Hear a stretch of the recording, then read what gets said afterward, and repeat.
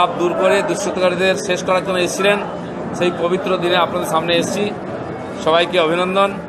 আমরাও সেই পাপ তাপ শেষ করার জন্য লড়াই করছি। এবার বলুন কি জানার আছে। দেখেন নি আপনারা জানেন করোনা পরিবেশের জন্য 4 মাসের বেশি লকডাউন চলছে। ফলে আমাদের সাংগঠনিক যে গতিবিধি কার্যসূচি আমরা বন্ধ রেখেছিলাম। যেটুকু হচ্ছিল virtual rally, video conferencing, audio কনফারেন্সিংয়ের মাধ্যমে।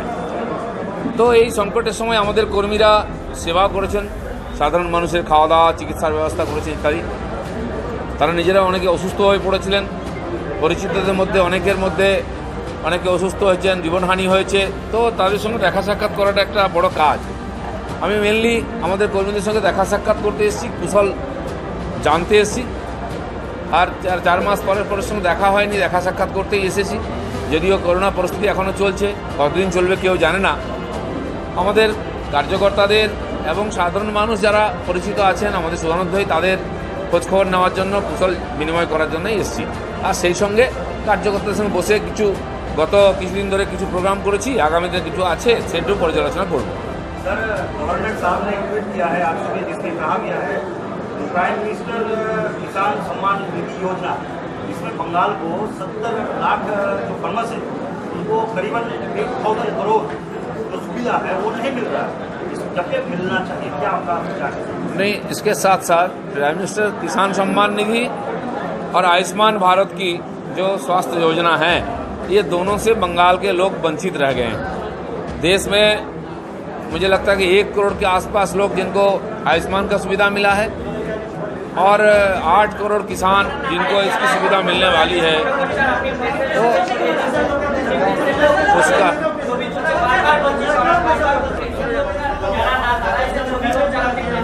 देख, तुम पीछे दाड़ो ना, क्या तुम डिस्टर्ब किए कुछ। हाँ चलो बस।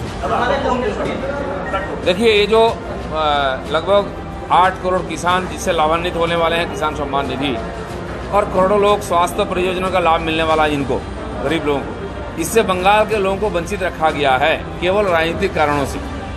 इसलिए बार बार हम इसका जिक्र करते हैं। मुझे लगता है स्वाभाविक रूप से यहाँ के अभिभावक के रूप में गवर्नर ने भी इसका जिक्र किया है और यहाँ की सरकार को इसके बारे में सोचना चाहिए। दूसरा सवाल, गवर्नर साहब ने ये भी आपके जन्माष्टमी शुभ अवसर पर ये भी ट्वीट किया है कि समय आ गया है अभी आदमी को डेमोक्रेसी और जो ह्यूमन राइट्स और रूल ऑफ लॉ इस सब के लिए आगे आना चाहिए। ये भी उन्होंने आज जन्माष्टमी के शिक्षा, ये क्या है, इसमें क्या कहना? नहीं, देखिए गवर्नर क्या बोल रहे हैं सरकार के ऊपर, ये उनकी अंदर की मामला है, प्रशासनिक मामला है, इसमें हमको पढ़ना नहीं है। हम विपक्ष के रूप में जो चीज़ यहाँ होनी चाहिए, जिस यहाँ के लोगों को जिससे वंचित रखा गया है, इसका विरोध भी करेंगे, उसको लेकर हम आंदोलन भी कर रहे हैं। तीसरा सवाल पूछना चाहूँगा सर, 24 आवर्स में 41 लोगों की मौत हुई है, जबकि करीबन 3000 लोग के अंदर कोरोना संक्रमित पाया गया है बंगाल में। सर क्या कहेंगे ममता बनर्जी का ये जो नहीं, ये देखिए अभी नहीं है, 3 महीना से हम लोग बोल रहे थे। हर एक बात में सरकार की जो नाकामियां हैं और सरकार की जो इच्छाशक्ति की कमी है, हमने बार बार उजागर किया है। बाकी दूसरे प्रदेश जो माइग्रेंट लेबर, उनका समस्या को समाधान किया उन्होंने, हॉस्पिटल बढ़ाया, बेड बढ़ाया, प्राइवेट हॉस्पिटल रखा है, आयुष को इसको सहभागी किया है। तो आप दूसरे प्रदेश जहां बहुत ज़्यादा संक्रमण था वो लगभग कंट्रोल कर रहे हैं, उसमें दिल्ली सबसे आगे है। बंगाल में जहां पहले कम था वो धीरे धीरे बढ़ते बढ़ते आज वो हमारी कंट्रोल के बाहर जा रही है। 3000 लोग हर रोज़ नए इन्फेक्टेड हो रहे हैं और 50 से ऊपर संख्या रोज़ मौत की हो गई है। तो आज तक 3 महीना से लगातार प्रयास के बाद सरकार रोक नहीं पाई, इसलिए क्योंकि यहाँ लॉकडाउन ना कभी ठीक से लगा।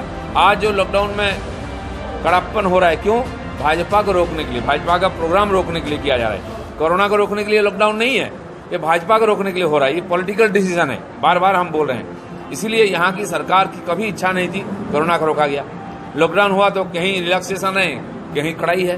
तो क्यों ऐसा है? अगर कोरोना से लड़ने के लिए एकमात्र रास्ता लॉकडाउन है तो सब जगह कड़ाई से लगना चाहिए। वो नहीं हो रहा है, उसका परिणाम बंगाल के लोगों को भुगतना पड़ रहा है। बस केंद्र सरकार देखिए 2 बार 3 बार यहाँ टीम भेजा है परिस्थिति को स्टडी करने के लिए, सुझाव देने के लिए। यहाँ सरकार ना तो सहयोग किया है बल्कि उनका अपमान किया है उनके साथ विरोध किया है। बाकी प्रदेश में भी किया है, लोगों ने उसका फायदा उठाया, उसका लाभ मिला उनको। तो यहाँ केवल राजनीति किया जाता है। प्राइम मिनिस्टर 5 बार 6 बार सारे चीफ मिनिस्टर के साथ मीटिंग किया है। हमारे चीफ मिनिस्टर जाती नहीं है, वीडियो कॉन्फ्रेंस रहती भी नहीं है, और रहती है केवल पैसा की डिमांड करती है, बाकी कोई बात नहीं है। तो नेचुरली यहाँ की जो सिचुएशन है वो खराब हो रही है। जहाँ जहाँ लोगों ने प्रयोग किया, उसका लाभ मिला है, उसका अनुभव यहाँ उपयोग में लाना चाहिए। इनकी इच्छा नहीं है, तो इसीलिए बंगाल के लोग बीच में से पीछे जा रहे हैं और सरकार राजनीति कर रही है। चीफ मिनिस्टर खुद राजनीति कर रहे हैं, बयान बदलते रहते हैं, उनके वेबसाइट में बोलते हैं, प्रेस में बोलते हैं इतना बेड खाली है, और लोग देखिए हॉस्पिटल से हॉस्पिटल भटकते रहते हैं और रास्ते में मारे जाते हैं, बीमार होते हैं, जहर पी जाते हैं। ये जो हताशाजनक स्थिति है, इससे उभरना चाहिए। और अभी भी केंद्र सरकार के सहयोग से जो स्पेशलिस्ट उनको लेकर के यहाँ की सारी बात को पर्यालोचना करना चाहिए और नया ढंग से इसके खिलाफ लड़ाई लड़ना चाहिए।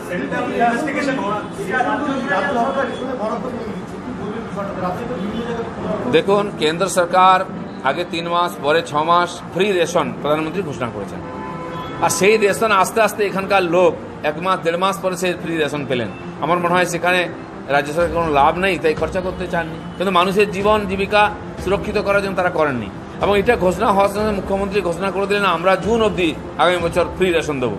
এখন তো বলছেন সারা জীবন দেবেন। আমি জানি না তিনি কতদিন চিফ মিনিস্টার থাকবেন, কিন্তু এই যে খালি কম্পিটিশন মুখে, ব্যবহারে দেখা যাচ্ছে না। যেটা পাচ্ছিল লোক সেটাও বন্ধ করে দিচ্ছেন। লোকের আয় উপায় বন্ধ আছে, কবে চালু হবে ঠিক নেই। কমপক্ষে ডাল ভাতের ব্যবস্থা করা সরকারের দায়িত্ব। সেই জন্য কেন্দ্র সরকার বারবার এটা করছেন, টাকা দিচ্ছেন বাজার করার জন্য, ফ্রিতে চাল ডাল তেল নুন দিচ্ছেন, অন্যান্য সুবিধা গ্যাস দিচ্ছেন, কিন্তু এখানকার সরকার সেটাও ঠিকমতো পৌঁছে দিচ্ছে না। তাই সাধারণ মানুষের মধ্যে ক্ষোভ বিক্ষোভ, সেই ক্ষোভ বিক্ষোভকে বন্ধ করার জন্য লকডাউন করে রাখা হচ্ছে।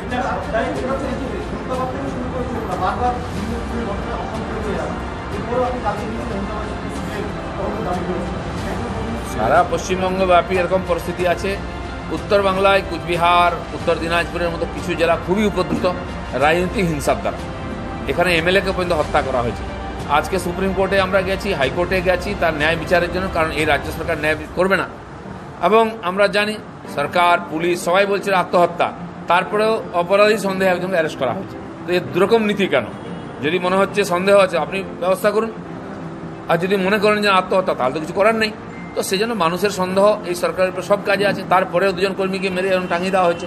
তো পুরো পশ্চিমবাংলার রাজনীতিক হিংসা চলছে। টিএমসি এবং এই সরকার বিরোধীদের আটকাবার জন্য এটাকে অস্ত্র হিসেবে ব্যবহার করছে। রাজনৈতিক হিংসা এবং হত্যা নিরন্তর বেড়ে চলেছে, কারো কোনো সাজা হয় না। পুলিশ চুপচাপ দর্শক মাত্র। যেই পুলিশ অপরাধীদের কোমরে দড়ি বেঁধে তাদেরকে জেলে ঢোকানো দরকার, তারা সেটা না করে তাদের সঙ্গে চা খাচ্ছে আর বিজেপির লোকেদের আটকাচ্ছে।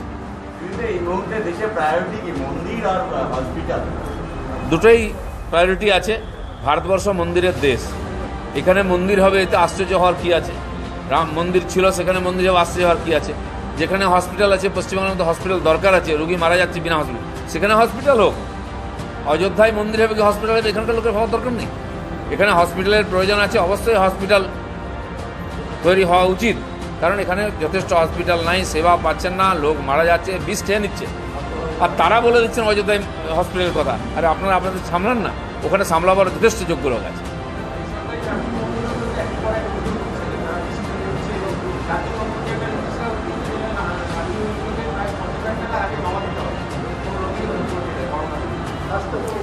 দেখুন, আমাদের মুখ্যমন্ত্রী ধমকাচ্ছেন, স্টেটমেন্ট দিচ্ছেন যে রিফিউজ করা চলবে না, বেশি বিল নেওয়া চলবে না। কোনো পরিণাম হয়েছে কি তার? বিল 18, 20, 25 হাজার লাখ পর্যন্ত একটা রোগী, একজন ডাক্তার তার ট্রিটমেন্টে 23 লাখ টাকা বিল এসছে, পরে নেগোসিয়েশন করে 18 লাখ টাকা দিতে হয়েছে। আপনি বলুন কতজন মানুষ আছেন যারা 20-30 লাখ বিল দিয়ে বাঁচতে পারবেন, চিকিৎসা করাতে পারবেন? আর উনি বলছেন, আমরা প্রধানমন্ত্রীকে বলছেন দুনিয়াকে বলে দিন আমরা ফ্রিতে চিকিৎসা করাচ্ছি। এই ফ্রির নমুনা নাকি? বেডই নাই তো চিকিৎসা কোথা থেকে হবে? যেভাবে ধমকাচ্ছেন প্রাইভেট হসপিটালের লোকেরা, চলে যান এখানে হবে না, ভিডিও দেখুন, কোথাও কোনো কন্ট্রোল নাই। পুরোপুরি ভগবান ভরসায় আমরা বেঁচে আছি।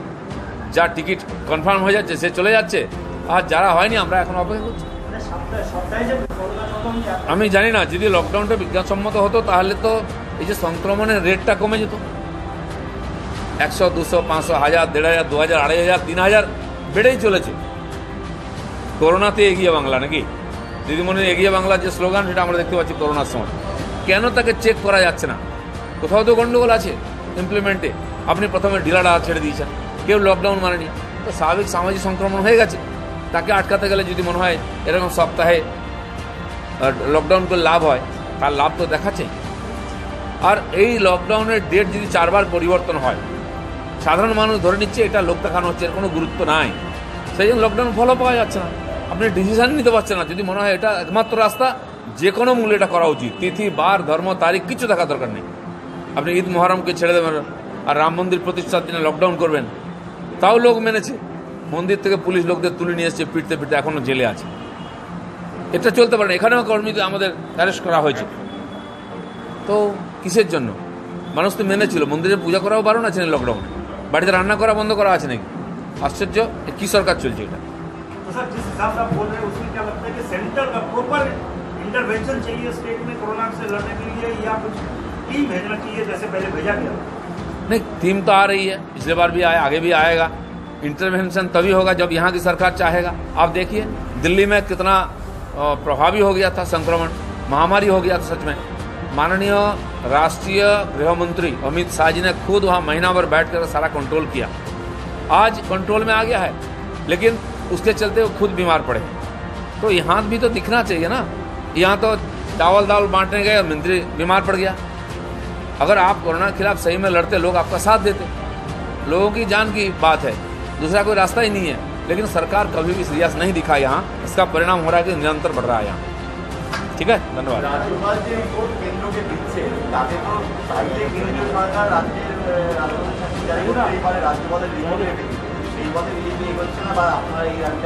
এটা আমার বিষয় নয় রাষ্ট্রপতি শাসন হবে কিনা। আমরা আমরা আমরা রাষ্ট্রপতি শাসনের নীতিগতভাবে পক্ষে নই, কারণ কোনোদিন আমরা কারোর উপর চাপাইনি। হ্যাঁ, আমাদের কেউ কেউ আজকে বলতে এই জন্য আরম্ভ করেছেন, যেখানে সাধারণ মানুষ, সাধারণ কর্মী, এমএলএ জীবন সুরক্ষিত নয়। তো মনে হয়েছে যে এই সরকার যদি চলে তাহলে আর কতজনের প্রাণ যাবে ঠিক নেই, কত মায়ের কোল খালি হবে, কত স্ত্রীর সিঁদুর মুছে যাবে, বিরোধীদের এখানে কথা বলার সুযোগ থাকবে না। আপনাদের মতো যারা মিডিয়ার লোক, প্রিন্ট মিডিয়া, ইলেকট্রনিক্স মিডিয়া, তাদের কথা বলার সুযোগ নেই। আপনার সিনিয়র অডিটরকে বা আপনার ব্যুরো চিফকে কোমরে দড়ি বেঁধে থানায় বসিয়ে একজন অপরাধীর মতো জারি করা হবে। কোথায় গণতন্ত্র? মানুষের জীবনের সুরক্ষা নেই, বলার অধিকার নেই। সেই জন্য বাধ্য হয়ে আমরা এই ধরনের দাবি তুলি, যেটা হওয়া উচিত। এই সরকার যতদিন যাবে তত ক্ষতি হবে। ঠিক আছে, ধন্যবাদ।